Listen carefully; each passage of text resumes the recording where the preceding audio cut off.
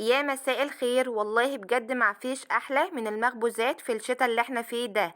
قومي كده شغلي الفرن بتاعك ودفي بيتك وشمي احلى واجمل ريحة مخبوزات. النهارده هنعمل البكاكين او الكماك الفلاحي بس من غير لبن، وهيطلع معاكي بطعم وطراوة حلوين قوي.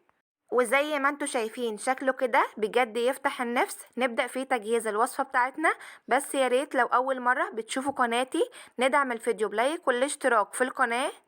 هنعمل اول حاجة تيست للخميرة. هنحتاج معلقة ونص كبار من الخميرة، هنزود عليهم 3 معالق كبار من السكر، ونزود نص كوباية من المية الدافية، ونقلبهم مع بعض كويس، وبعدين نركنهم على جنب كده شوية لمدة 5 دقايق علشان الخميرة تتفاعل. نشوف الخطوات اللي بعد كده.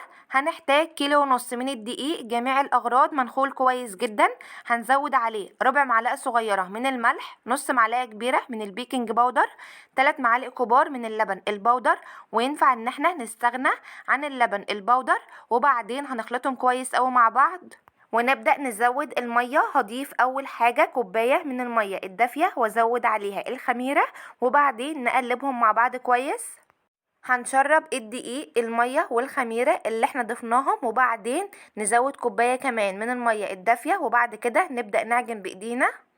واحنا بنعجن العجينة كل ما تحتاج مية بنضيف لها لغاية ما تلم معانا وتكون عجينة ناعمة وطرية. وهقول لكم في نهاية العجن اخدت معايا مية قد ايه. والكيلو ونص دقيق اخدوا معايا 3 كوبايات ونص من المية. بس مش هنلتزم بمقدار المية لان انواع الدقيق بتختلف في شربها للسوائل، فيفضل ان احنا ننزل بالمية تدريجي لغاية ما العجينة تلم معانا. وينفع تستبدلي المية باللبن الرايب او باللبن الحليب، وهتاخدي نفس طعم البكاكين الفلاحي بالظبط. بس اضافة المية الدافية مع اللبن البودر بيدينا طعم قريب جدا منه. وبعد ما عجنت العجينة كويس لمدة 5 دقايق هضيف عليها كوباية الا ربع من السمنة المتسيحة. وينفع تستبدلي السمنة بأي مادة دهنية انتي حابة تضيفيها. ولما بننزل السمنة على العجينة بتلاقي العجينة بتقطع معاكي وبتفرول منك. اعجنيها لمدة 4 دقايق هتلاقيها لمت معاكي وشربت كل كمية السمنة اللي كنا حاطينها. وشايفين العجينة قد ايه ناعمة وطرية بس مش بتلزق في الايد. هلم العجينة وبعدين هنحطها في طبق يكون مدهون كويس بالزيت، وندهن كمان وش العجينة بالزيت. الزيت بيسرع في عملية التخمير. وبعد كده هنغطيها ونسيبها تخمر. مدة التخمير من نص ساعة لساعة حسب المكان. وبعد ما العجينة خمرت هنفضي منها الهواء، وبعدين نبدأ نقطعها. بتقطعيها بالحجم اللي يناسبك، كبير او صغير زي ما انت عايزة. انا هقطعها بالحجم اللي انتوا شايفينه ده. اهم حاجة تكون قطع متساوية. والكيلو ونص دقيق عملوا معايا 60 رغيف. بعد ما شكلت كل كمية العجينة هغطيها علشان الوش بتاعها ما ينشفش، وعلى طول نبدأ نشتغل فيها. هاخد اول كورة انا كورتها هتكون ارتاحت معايا شوية، واضيف على الرخامة رشة دقيق بسيطة، وبعدين نفرد العجينة. وانت بتفرديها خلي السمك بتاعها يكون متوسط بالسمك اللي انت شايفاه ده علشان تطلع معاكي طرية. وانت بتفردي العجينة افرديها على شكل دايرة او بالطول زي دي كده. وانت بتفردي العجينة بتكوني محضرة جنبك صينية كبيرة او صاج تكوني فرشة فيه ملاية او فوطة، وبتاخدي العيش وبترصيه عليها وبتسيبي مسافات بسيطة جدا علشان ما يلزقش في بعضه. وبعد ما رصيت اول طبقة من العيش هنغطيه بفوطة ونرص عليه كمان طبقة.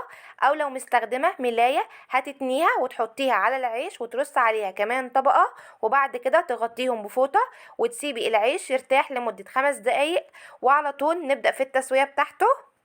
انا هسوي العيش في فرن الغاز، بشغل الفرن يسخن كويس جدا لمدة 5 دقايق. وبعد كده النار عندي من فوق بتكون عالية ومن تحت بتكون متوسطة. ولما الفرن بيسخن كويس معايا ببدأ ادخل فيه العيش. وشايفين العيش ما شاء الله عليه كلاته قابب. اول ما بيقب معانا بالشكل ده كده بنجيبه يمة الشواية علشان ياخد لون، وبعدين بنخرجه وبنكمل بقية العيش بنفس الطريقة.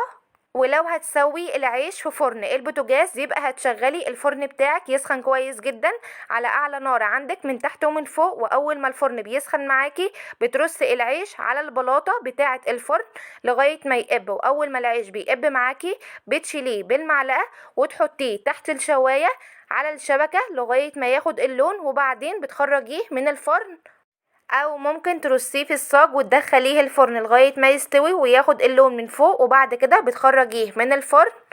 انا عمالة اتكلم وسايباكوا تشوفوا المنظر الجميل بتاع العيش وهو في قلب الفرن، وما شاء الله عليه قابب بالشكل التحفة اللي انتوا شايفينه ده. والحقيقة ان من اول رغيف لاخر رغيف وهو كان قابب معايا، ما شاء الله عليه ريحته طالعة حلوة جدا، وقد ايه العيش طري وطعمه يجنن. واول ما بخرجه من الفرن بحطه على بعضه وبغطيه بفوطه علشان يفضل طري، بس والله هو طالع من الفرن طري جدا. اهم حاجه النار بتاعتك تكون عاليه علشان العيش يستوي بسرعه وتخرجيه، لكن لو النار عندك واطيه العيش هيغيب معاكي وهينشف منك في الفرن. وبعدين بنسيب العيش لما يبرد، واول ما بيبرد معانا بنعبيه في اكياس وبندخله الفريزر، وبيقعد معاكي اطول فترة، ولما بتيجي تخرجيه من الفريزر بيطلع معاكي ولا اكنك لسه عاملاه.